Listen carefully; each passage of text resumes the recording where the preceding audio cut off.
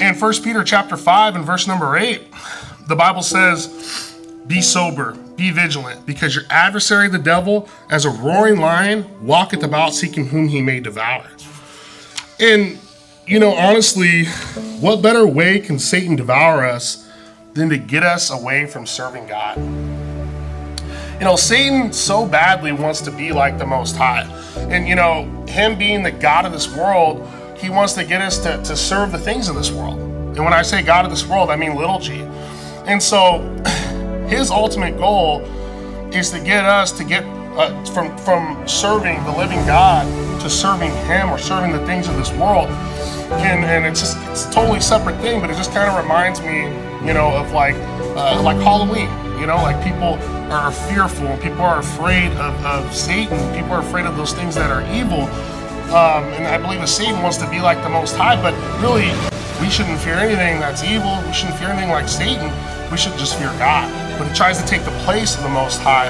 The Bible teaches, I don't know if I had you turn there, I apologize, but if you're still there, Matthew chapter 4, if you do turn there, and if you're there, Matthew chapter 4, we have Jesus being tempted of the devil. He fasted for 40 days, 40 nights. Matthew chapter 4, verse number 8. I'm going to begin reading this.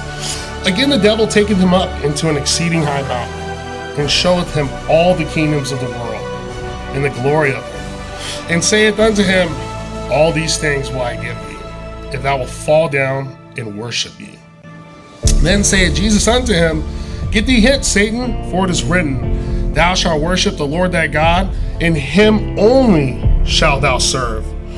So when I read this passage, I cannot help but wonder how many Christians today would take that deal on the mountain. How many Christians today would just say, okay, no problem. Talk about born, saved believers.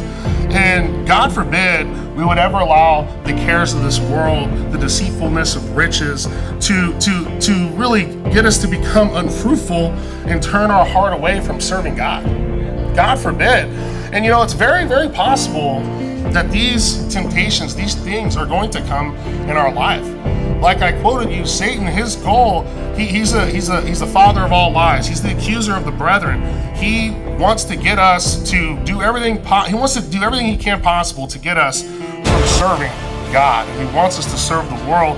And so I really thought this is a powerful passage. And it just kind of boggles my mind when I think, man, God forbid I ever become a Christian that would take that deal, that would want to take something like that. And so I think it's really important. I believe this is Satan's agenda. This is what he wants to do. And so I'm going to read to you from Matthew chapter 6, verse 24.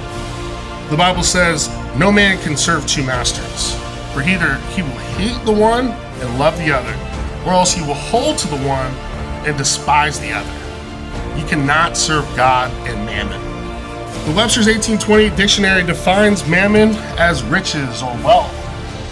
Satan knows if he can get you to serve money, he can get you away from serving God, right?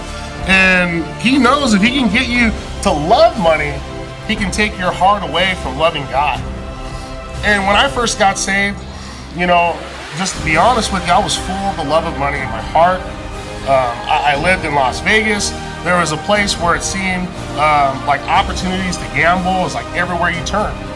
And I'm not proud of that, but the Bible's very clear that, if you do gamble, the Bible's very clear. Pastor Johnson's preached on this subject. But if you want to gamble, the Bible says they that will be rich fall. So if you want to get rich quick, if you want to make a quick buck, if you want to just put the dollar in that machine to make another dollar, you have love of money inside of you, and the Bible says that you'll fall.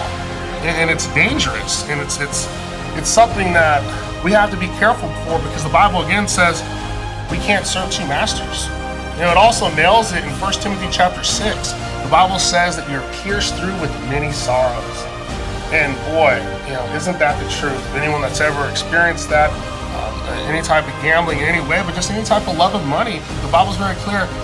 It'll just pierce you with sorrows. It'll just depress you. It'll just destroy you.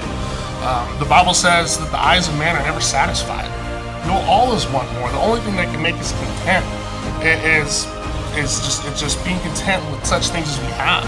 being content with what Jesus has given us, and we have to just come to grips with that in this flesh. And it's obviously always a battle, and I'm still trying to improve, and I always want to keep pushing myself.